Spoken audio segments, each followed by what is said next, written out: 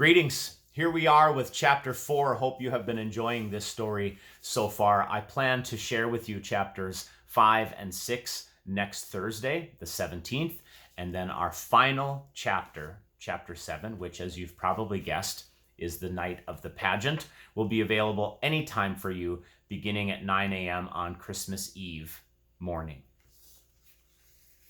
The first pageant rehearsal was usually about as much fun as a 3-hour ride on the school bus and just as noisy and crowded. This rehearsal, though, was different. Everybody shut up and settled down right away for fear of missing something awful that the Herdmans might do.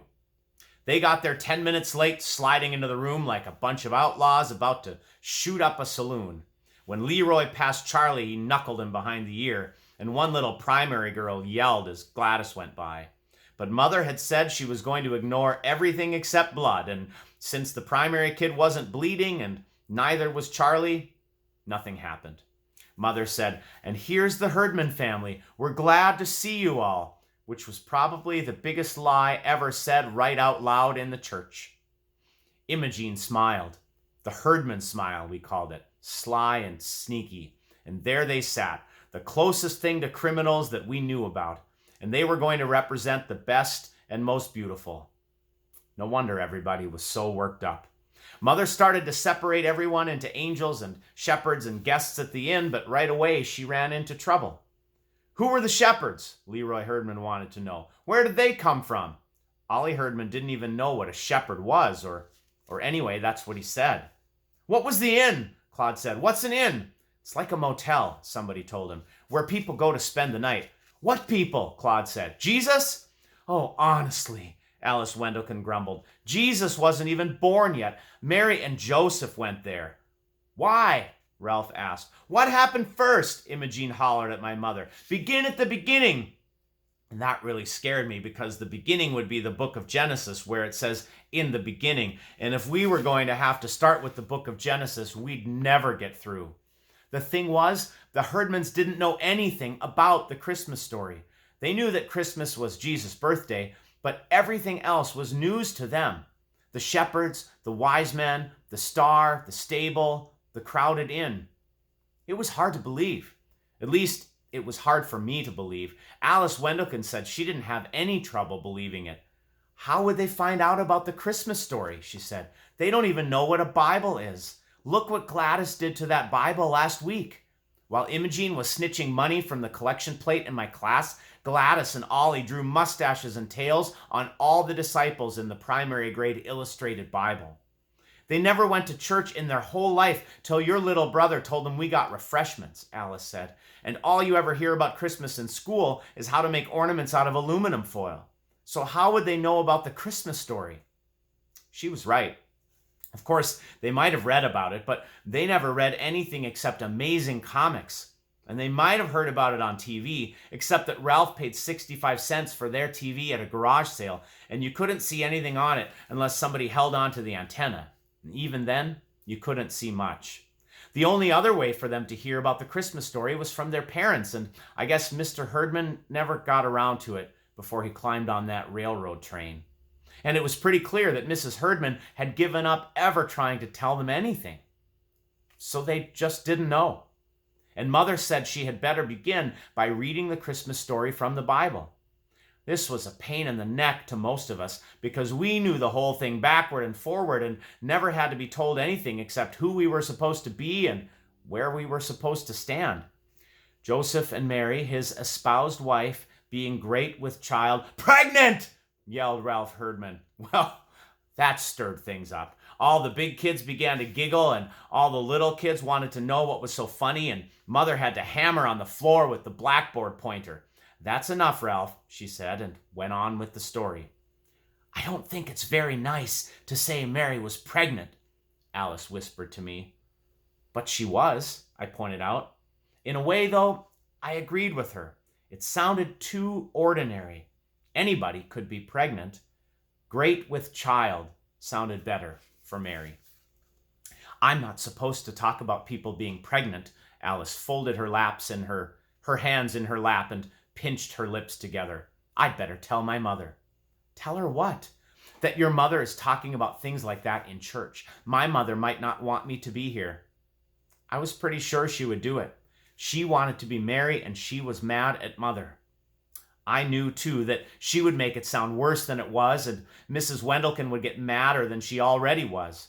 Mrs. Wendelken didn't even want cats to have kittens or birds to lay eggs, and she wouldn't let Alice play with anybody who had 2 rabbits.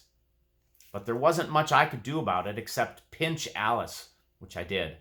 She yelped, and Mother separated us and made me sit beside Imogene Herdman and sent Alice to sit in the middle of the baby angels. I wasn't crazy to sit next to Imogene. After all, I'd spent my whole life staying away from Imogene. But she didn't even notice me. Not much, anyway. "Shut up," was all she said. "I want to hear her." I couldn't believe it. Among other things, the Herdmans were famous for never sitting still and never paying attention to anyone. Teachers, parents, their own or anybody else's, the truant officer, the police. Yet here they were, eyes glued on my mother and taking in every word. "What's that?" they would yell whenever they didn't understand the language. And when Mother read about there being no room at the inn, Imogene's jaw dropped and she sat up in her seat. "My God," she said, "not even for Jesus?" I saw Alice purse her lips together, so I knew that was something else Mrs. Wendelken would hear about. Swearing in the church. "Well, now, after all," Mother explained, "nobody knew the baby was going to turn out to be Jesus." "You said Mary knew," Ralph said. "Why didn't she tell them?" "I would have told them," Imogene put in. "Boy, would I have told them. What was the matter with Joseph that he didn't tell them? Her pregnant and everything," she grumbled. "What was that they laid the baby in?" Leroy said. "That manger. Is that like a bed? Why would they have a bed in the barn?" "Well, that's just the point," Mother said. "They didn't have a bed in the barn, so Mary and Joseph had to use whatever there was. What would you do if you had a new baby and no bed to put the baby in?" "We put Gladys in a bureau drawer," Imogene volunteered. "Well, there you are," Mother said, blinking a little. "You didn't have a bed for Gladys, so you had to use something else." "Oh, we had a bed," Ralph said, "only Ollie was still in it and he wouldn't get out. He didn't like Gladys." He elbowed Ollie. "Remember how you didn't like Gladys?" I thought that was pretty smart of Ollie, not to like Gladys right off the bat. "Anyway," Mother said, "Mary and Joseph used the manger. A manger is a large wooden feeding trough for animals." "What were the wadded up clothes?" Claude wanted to know. "The what?" Mother said. "You read about it. She wrapped him in wadded up clothes." "Swaddling clothes," Mother sighed. "Long ago, people used to wrap their babies very tightly in big pieces of material so they couldn't move around. It made the babies feel cozy and comfortable." I thought it probably just made the babies mad. Till then, I didn't know what swaddling clothes were either, and they sounded terrible, so I wasn't too surprised when Imogene got all excited about that. "You mean they tied him up and put him in a feed box?" she said. "Where was the child welfare?" The child welfare was always checking up on the Herdmans. I'll bet if the child welfare had ever found Gladys all tied up in a bureau drawer, they would have done something about it. "And lo, the angel of the Lord came upon them," Mother went on, "and the glory of the Lord shone round about them, and Shazam!" Gladys yelled, flinging her arms out and smacking the kid next to her. "What?" Mother said. Mother never read Amazing Comics. "Out of the black night, with horrible vengeance, the mighty marvel." "I don't know what you're talking about, Gladys," Mother said. "This is the angel of the Lord who comes to the shepherds in the fields and out of nowhere, right?" Gladys said. "In the black night, right?" "Well," Mother looked unhappy. "In a way." So Gladys sat back down, looking very satisfied, as if this was at least one part of the Christmas story that made sense to her. "Now when Jesus was born in Bethlehem of Judea," Mother went on reading, "behold, there came wise men from the east to Jerusalem, saying," "That's you, Leroy," Ralph said, "and Claude and Ollie, so pay attention." "What does it mean, wise men?" Ollie wanted to know. "Were they like school teachers?" "No, dumbbell," Claude said. "It means like President of the United States." Mother looked surprised and a little pleased, like she did when Charlie finally learned the times tables up to 5. Well, that's very close, Claude, she said. Actually, they were kings. Well, it's about time, Imogene muttered. Maybe they'll tell the innkeeper where to go and get the baby out of the barn. They saw the young child with Mary, his mother, and fell down and worshipped him, and presented unto him gifts, gold, and frankincense, and myrrh. What's that stuff? Leroy wanted to know. Precious oils, Mother said, and fragrant resins. Oil? Imogene hollered. What kind of a cheap king hands out oil for a present? You get better presents from the firemen. Sometimes the herdmans got Christmas presents at the firemen's party, but the Santa Claus always had to feel all around the packages to be sure they weren't getting bows and arrows or dart guns or anything like that. Imogen usually got sewing cards or jigsaw puzzles, and she never liked them, but I guess she figured they were better than oil. Then we came to King Herod, and the herdmans never heard of him either, so Mother had to explain that it was Herod who sent the wise men to find the baby Jesus. Was it him that sent the crummy presents? Ollie wanted to know, and Mother said it was worse than that. He planned to have the baby Jesus put to death.